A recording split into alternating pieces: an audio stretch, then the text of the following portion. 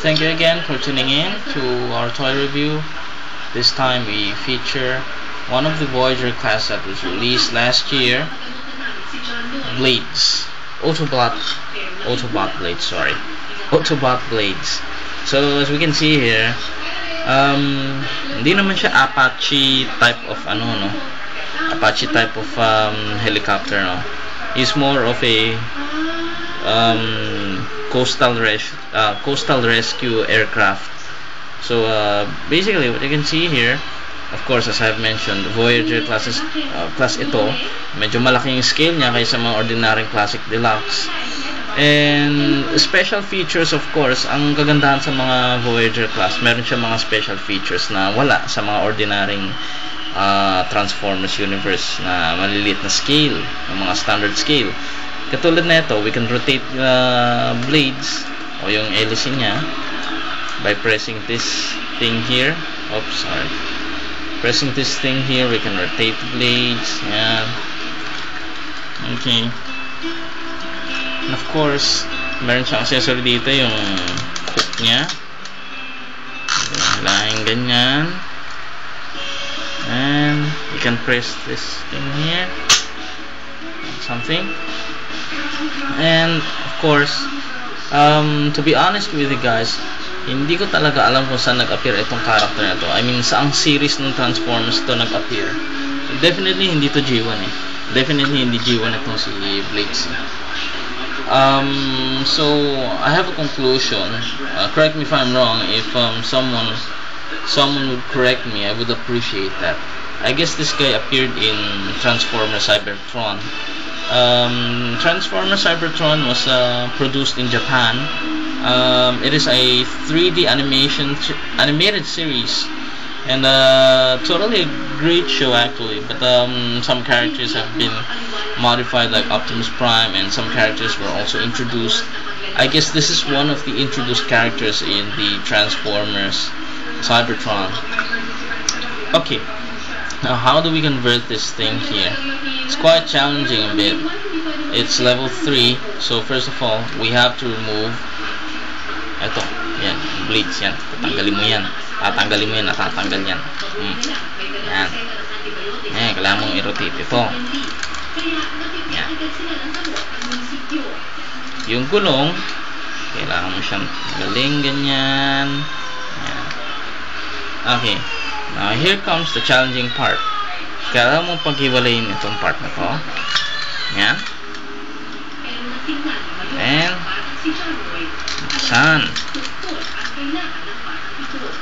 Yan ang nga sinasabi ko kaya siya challenging kasi medyo masikip. Pero okay lang.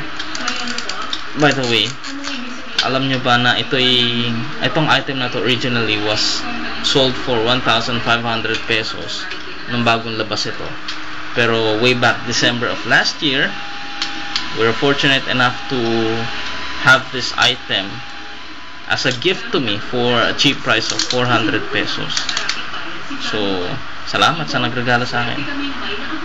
Okay, we just missed a part here that I failed to discuss. Ito yan eh, galing siya dito eh. Yan.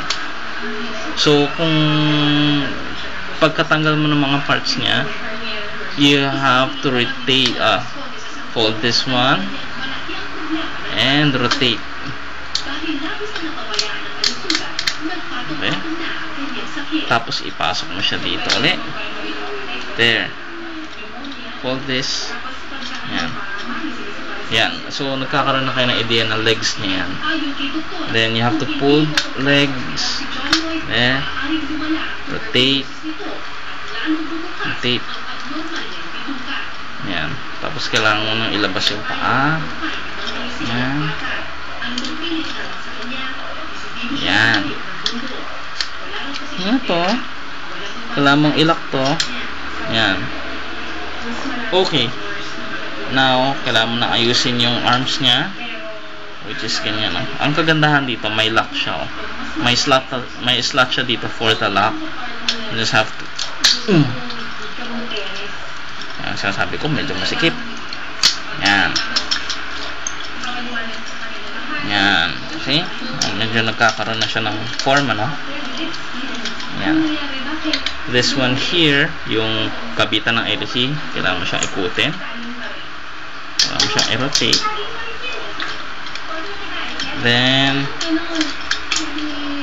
yan. Kailangan mong ayusin yung, ilabas yung kamay niya by opening this one here. Yan.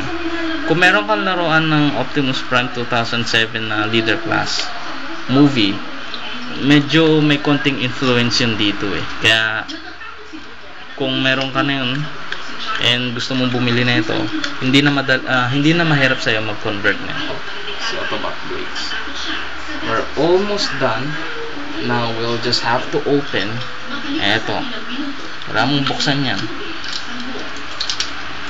See? See that here? Yan. And of course, ayusin mo to, oh. Kailangan mo ilabas yung ulo. Yan ang challenge. Okay. Yan.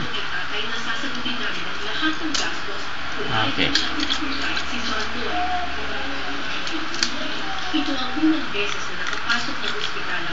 Yan. So, almost complete na natin si Autobot Blades, ano? Then, okay.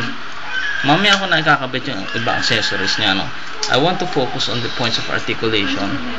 Of course, as always, well articulated itong mga Voyager class ng Transformers. But the only problem is the torso. In order for you to rotate the torso, you have to, yan, kailangan mo iangat yan. Ganyan. Bababa mo na naman. Parang ito yung pinakalock niya, yung sa tagiliran niya. Parang pinakalock niya. And of course, yung kamay niya, hindi naman naiikot yung kamay niya. But in fairness, this is a very nice character, very nice toy. And to make this more special, we convert this into battle mode. So, of course, yan. Kakabit na natin yung weapon niya, which is ito, yung blade. So, kanina, tinanggal natin to, pero ngayon ibabalik natin. So, yan. See that? Siguro naman, self-explanatory naman bakit Blades ang pangalan niya, di ba? Then, sa mga Transformer Cybertron, meron silang tinatawag na parang keys, activating keys. Ito yun. Yan. So, anong purpose nito? Sa cartoons, kapag nagkaroon sila ng keys, lumalabas yung mga powers nila or weapons, extra weapons or something. Typically Japanese talaga eh. So, parang something like Dragon Ball. At pagka lumalakas sila, pag nagiging super saiyan sila, in-apply nila dito sa mga robots. So, pagka kinabit natin to dito, actually dito sa likod yan kinakabit eh. See this slot here? Okay. Mas done pagka kinabit ko. Oh. See that? So, these are the missiles. So, it's kinda interesting kasi, see? Let's have to press it here. Release. See this?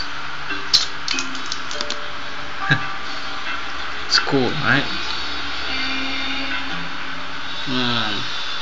Okay, so for those of you na gusto pa makita ang ibang version na ito, si parang Ricky, meron siyang version nito na mas maliit. Meron siyang version nito na mas maliit kung chichikin mo yung mga albums niya ng gallery niya ng Transformers. Meron siya nito. Meron siya niya.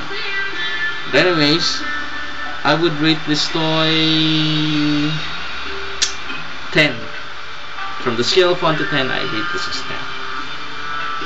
Well, that's it for me. Thank you so much again for tuning in to this edition of our toy review.